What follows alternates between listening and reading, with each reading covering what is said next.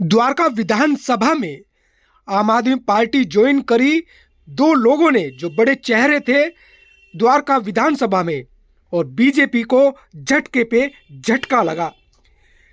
पूर्व पार्षद रेखा चौहान ने कमल का बीजेपी छोड़ी और उधर जिला पूर्व उपाध्यक्ष विनय चौहान ने भी बीजेपी छोड़ आम आदमी पार्टी झाड़ू पकड़ ली।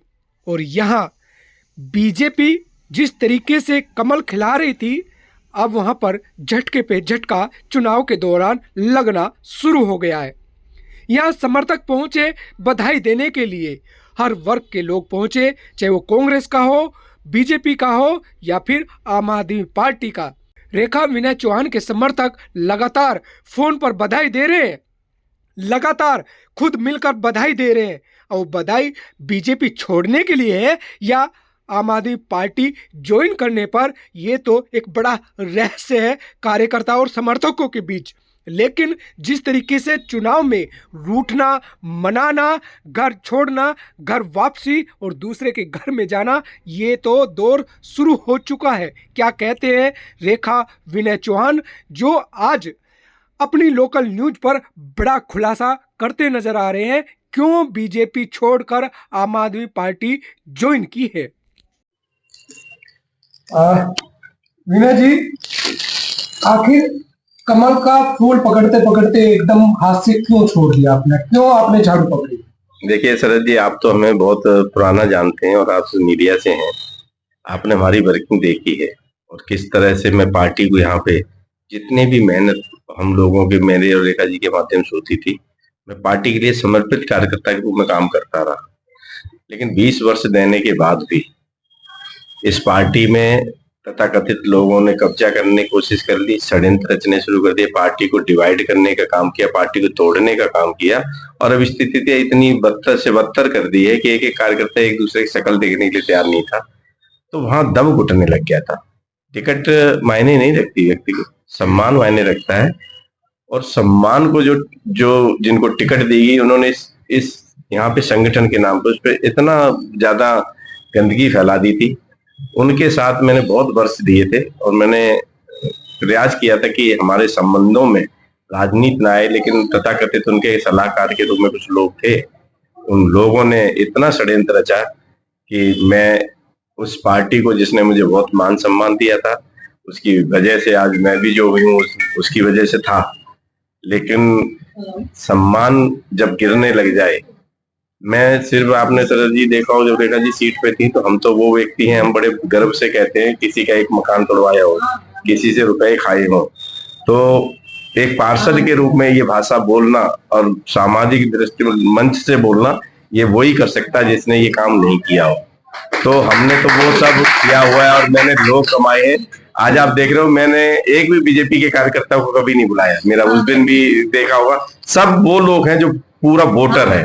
मेरे पास तो लोगों का इतना स्नेह और प्यार है, और आज क्षेत्र में इतना दुख है लोगों को कि सब ये कहते थे रेखा जी की टिकट होने के बाद जिस तरह षड्यंत्र रच के और टिकट काट दी पैसे लेके, तो सभी में रोष है। और मैं निश्चित रूप से कह सकता हूँ, विनय मिश्रा जी हमारे बहुत अच्छे मार्जिन से अब इस विधानसभा को जीतेंगे।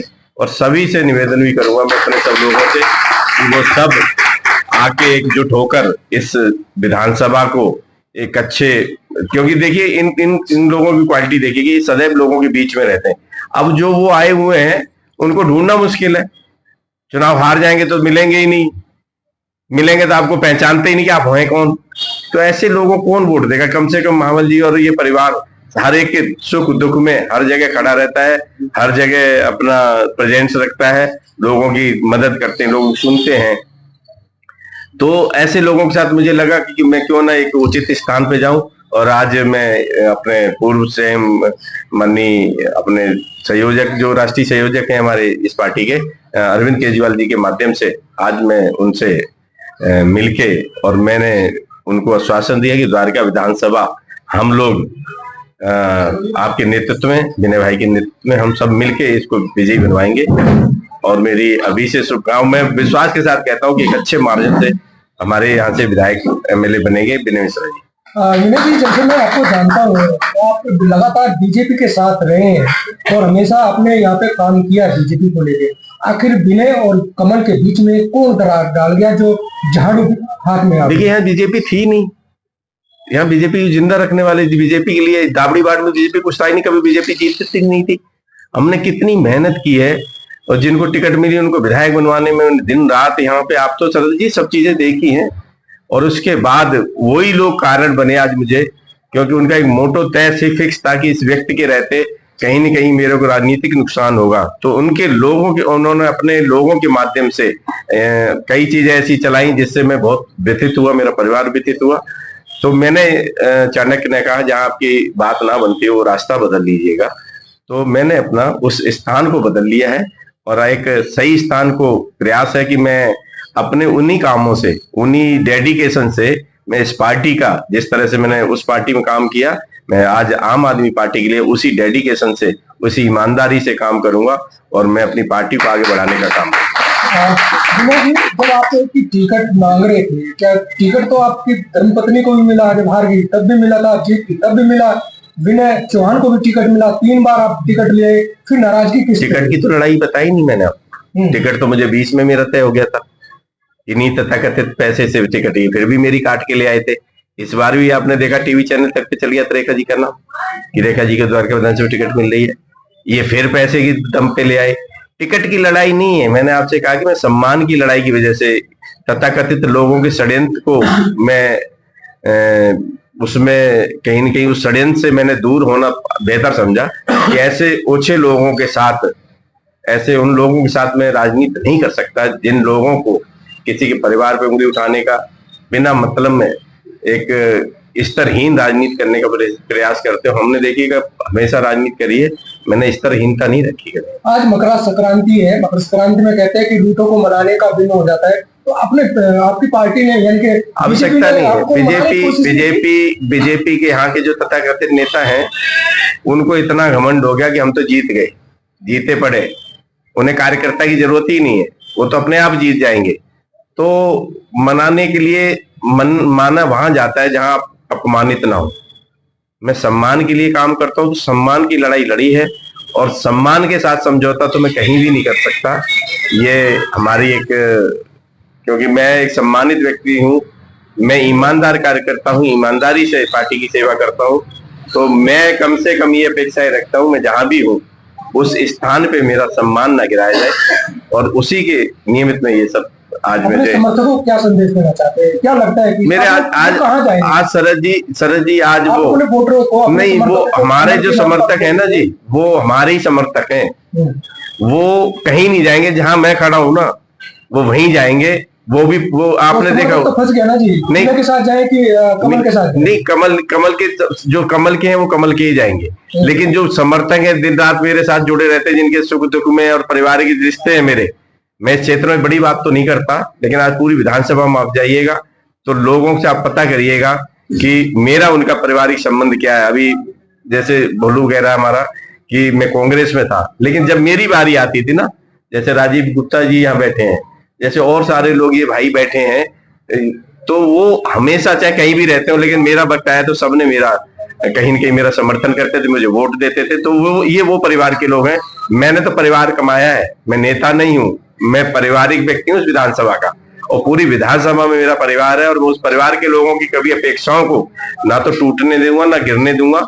उनको कभी ऐसा नहीं लगेगा कि मैंने गलत डिसीजन लिया है। जहां भी रहूंगा उनके सम्मान की लड़ाई लड़ूंगा, उनके सम्मान के लिए काम करवाऊंगा, इस क्षेत्र का विकास करवाऊंगा, पार्टी के माध्यम से विकास करवाऊंगा। तो विनय जी, पटका पहनने से पहले मन में तो कई बार हुआ होगा दर्द? देखिए, नेचुरली है, एक पार्टी जिस पार्टी जी सवारा हो एकदम छोड़ना पड़ता है। जी, बहुत पीड़ादायक समय होता है, और उस समय कितना मुश्किल भरा था हम दोनों के लिए।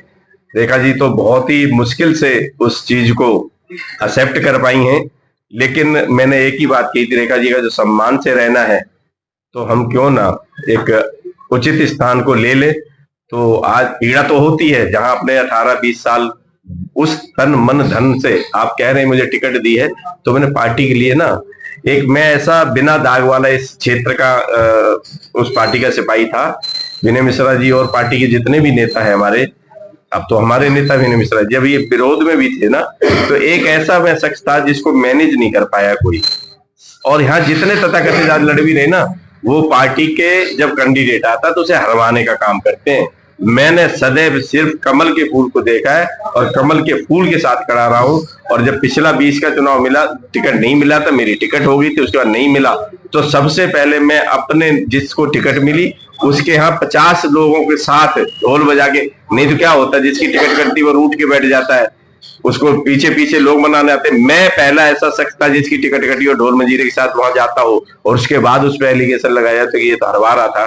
तो मन बड़ा व्यथित था। और अब की बार क्या उम्मीद थी कि अगर जो मैं उनके साथ लग भी जाता तो उन्होंने जीत के जाते तो उनके लोग जितवा देते, हार जाते तो विनय चौहान और रेखा चौहान ने हरवा दिया।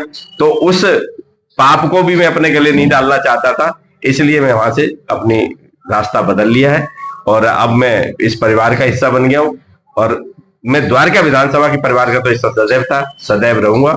और सबसे जितने हमारे चाहने वाले, कईयों को तो पीड़ा है, आज हमारे बहुत साथी ऐसे हैं जो एक्सेप्ट नहीं करते थे कि ऐसे काम मैं कर पाऊंगा, लेकिन मैं एक मजबूरी के तहत मेरे को ये लेना पड़ा। लेकिन मैं अपने उन सब भाइयों से माफी भी मांगता हूँ कि आपको दुख है तो आप अब मिलके आइएगा, मिलिएगा हमसे, और हम सब मिलके एक टीम वर्क के साथ जिस मजबूती के साथ खड़े थे वैसी मजबूती के साथ हम सब चलेंगे। मैम, जब विनय जी बोल रहे थे आपकी आंखों में से आंसू झलक रहे थे, ये दर्द आखिर? देखिए, जब कोई अपने परिवार को छोड़ा जाता है तो दर्द होता है, पर लड़ाइयां सम्मान की थी, मेरी मजबूरी थी, मुझे छोड़ना पड़ा। क्यों छोड़ना पड़ा था? मैंने आपको बोला ना, लड़ाई सम्मान की थी। अभी 4 महीने पहले आपने देखा होगा यहाँ रामलीला ग्राउंड में जो ड्रामे हुए थे, तो वो उस ड्रामे की वजह से कहीं न कहीं मुझे बहुत अपमान सहना पड़ा। और जब ये बात मैंने ऊपर रखी तो मेरी बात किसी ने सुनी नहीं। ठीक है, टिकट मांगी, टिकट मिलना ना मिलना एक बड़ी बात नहीं है, टिकट बेचा जाना एक बहुत बड़ी बात है।